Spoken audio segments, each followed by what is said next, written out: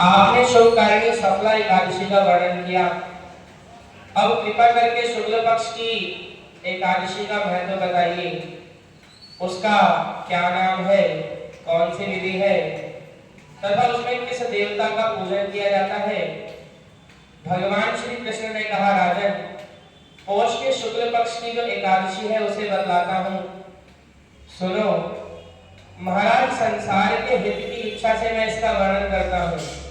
राजन, पूर्वोक्त विधि से ही यत्न पूर्वक इसका व्रत करना चाहिए। इसका नाम पुत्रदा है।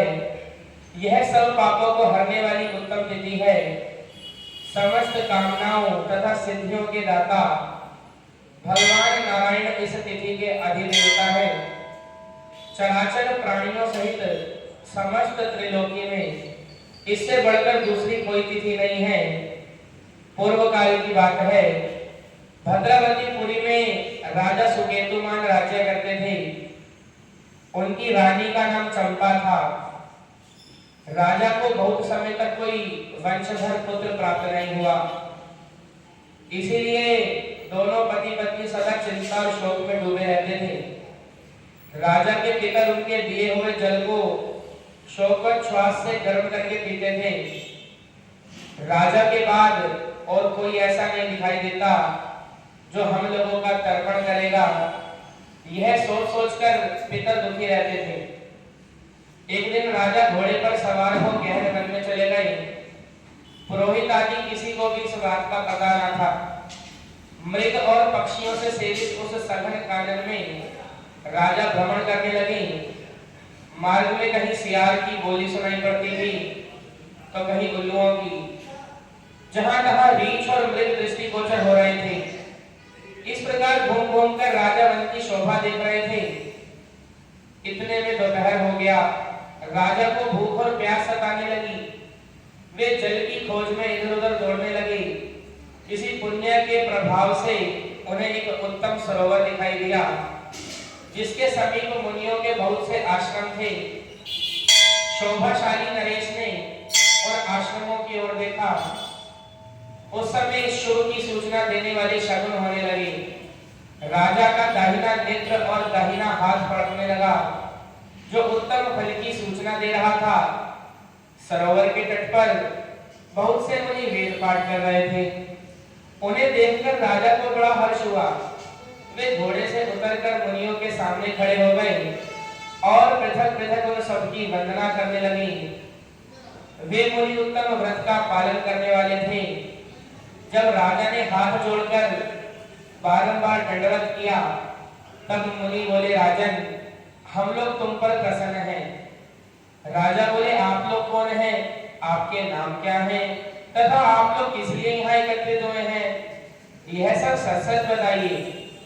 तो मुनि बोले, राजन, हम लोग विश्वदेव हैं, यहाँ स्नान के लिए आए हैं। माघ निकट आया है। आज से 5वें दिन माघ का स्नान आरंभ हो जाएगा। आज ही पुत्रदा नाम की एकादशी है, जो व्रत करने वाले मनुष्यों को पुत्र देती है। राजा ने कहा, विश्वदेवगण, यदि आप लोग प्रसन्न हैं तो मुझे पुत्र दीजिए। मुनि बोले, राजन, आज के ही दिन पुत्रदा नाम की एकादशी है। इसका व्रत बहुत विख्यात है। तुम आज इस उत्तम व्रत का पालन करो। महाराज, भगवान केशव के प्रसाद से तुम्हें अवश्य पुत्र प्राप्त होगा। भगवान श्री कृष्ण कहते हैं, युधिष्ठिर, इस प्रकार उन मुनियों के कहने से राजा ने उत्तम व्रत का पालन किया। महर्षियों के उपदेश के अनुसार किया। फिर द्वादशी को पालन करके मुनियों के चरणों में बारंबार मस्तक झुकाकर राजा अपने घर को आए।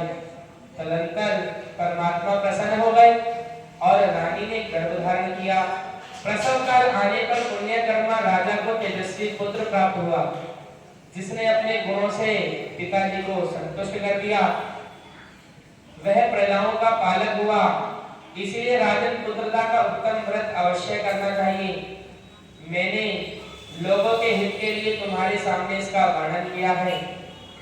जो मनुष्य एकाग्रचित होकर पुत्रदा का व्रत करते हैं, वे इस लोक में पुत्र पाकर मृत्यु के पश्चात स्वर्गगामी होते हैं।